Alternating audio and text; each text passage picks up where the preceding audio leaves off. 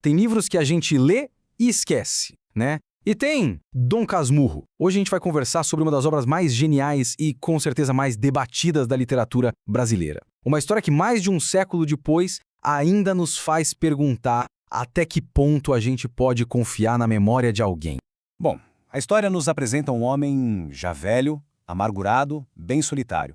E ele se dá uma missão: atar as duas pontas da vida. Ou seja, ele quer conectar a velhice dele com a juventude, escrevendo suas memórias para tentar entender onde foi que tudo deu errado. E aqui, logo de cara, Machado de Assis já joga a grande questão no nosso colo. A gente está prestes a ler a história de uma vida ou a história de um ciúme que consumiu tudo? Essa dúvida é o que move cada página do livro. Ok, vamos mergulhar nisso. Primeira parte, uma história vinda da memória. O ponto central aqui, o que a gente precisa entender desde já, é que tudo o que lemos é filtrado pela perspectiva de uma única pessoa, o nosso narrador, que é tudo menos confiável. O próprio título já entrega o jogo, né? Casmurro é um apelido que o Bento Santiago, nosso narrador, ganha na velhice. E significa o quê? Alguém teimoso, caladão, fechado em si mesmo. Isso já dá uma boa ideia da personalidade de quem está contando essa história pra gente. Agora, vamos para a segunda parte: Amor e uma promessa quebrada. A gente vai voltar no tempo, lá para a raiz de tudo, o romance de infância entre o Bentinho, como ele era chamado, e a sua vizinha, a Capitu. E olha, é impossível falar da Capitu sem citar a descrição talvez mais famosa de toda a literatura brasileira. O Bentinho descreve ela com esses olhos misteriosos, olhos de ressaca. Mas o que raios isso quer dizer? Olhos de ressaca é uma metáfora incrível. É um olhar que parece que te puxa para dentro, sabe? Que te atrai, assim como a onda do mar que recua arrastando tudo. Basicamente, simboliza a personalidade magnética e inteligente e, na visão do Bentinho, completamente indecifrável da Capitu.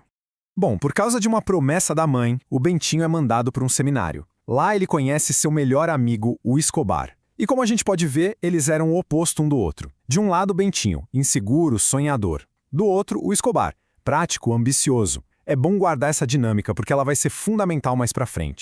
Avançando no tempo, chegamos à terceira parte: A Sombra do Ciúme. O Bentinho consegue se livrar do seminário, finalmente se casa com a Capitu e os primeiros anos parecem perfeitos. Mas essa felicidade, infelizmente, não vai durar muito. É aqui que a lente do nosso narrador começa a ficar embaçada. Pequenos gestos, olhares rápidos, conversas normais. Na cabeça do Bentinho, tudo isso começa a ser reinterpretado. Tudo vira um possível sinal de traição. A semente da desconfiança foi plantada e começa a crescer.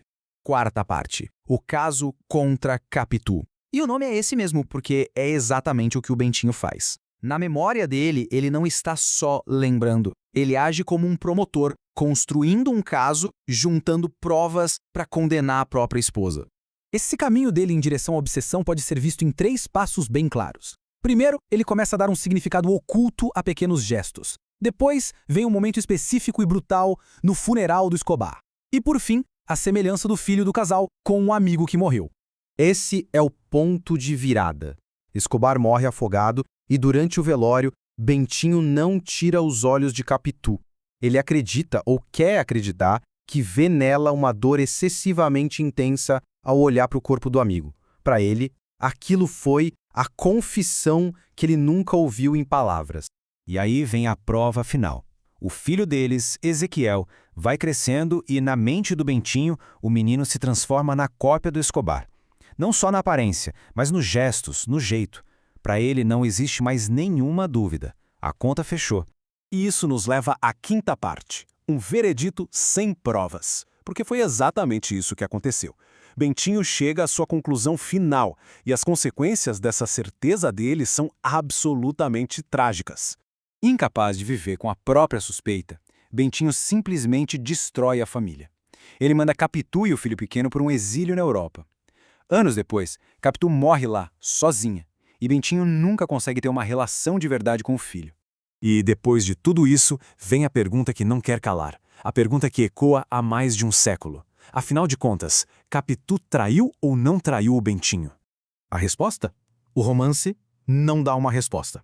E essa é a maior de todas as genialidades do Machado de Assis. Não existe prova concreta, não existe confissão, não tem testemunha, só o que existe são as memórias de um homem consumido pelo ciúme. E isso nos traz à nossa última sessão, o verdadeiro coração do romance. Porque, no fundo, o livro não é sobre um crime ou uma traição. É uma obra-prima da dúvida psicológica. Então, a grande sacada é essa. A história não é sobre adultério. É sobre o poder que o ciúme tem de corroer tudo por dentro. É sobre como a nossa memória não é um arquivo fiel, mas sim algo que a gente molda, que a gente distorce e que a gente reescreve com as nossas emoções. Resumindo então, o brilhantismo de Dom Casmurro está em tudo isso, em mostrar a natureza destrutiva do ciúme, a falta de confiança que a gente tem que ter na memória, a ideia de que a verdade pode ser subjetiva e, principalmente, no uso perfeito de um narrador que não é confiável e que nos torna cúmplices de suas dúvidas. E a obra nos deixa com essa pergunta que dá um nó na cabeça. Se são as nossas memórias que definem a nossa realidade, e se essas memórias podem ser completamente distorcidas, então o que é a verdade? A resposta talvez não esteja nos fatos, mas na forma como a gente escolhe contar a nossa própria história.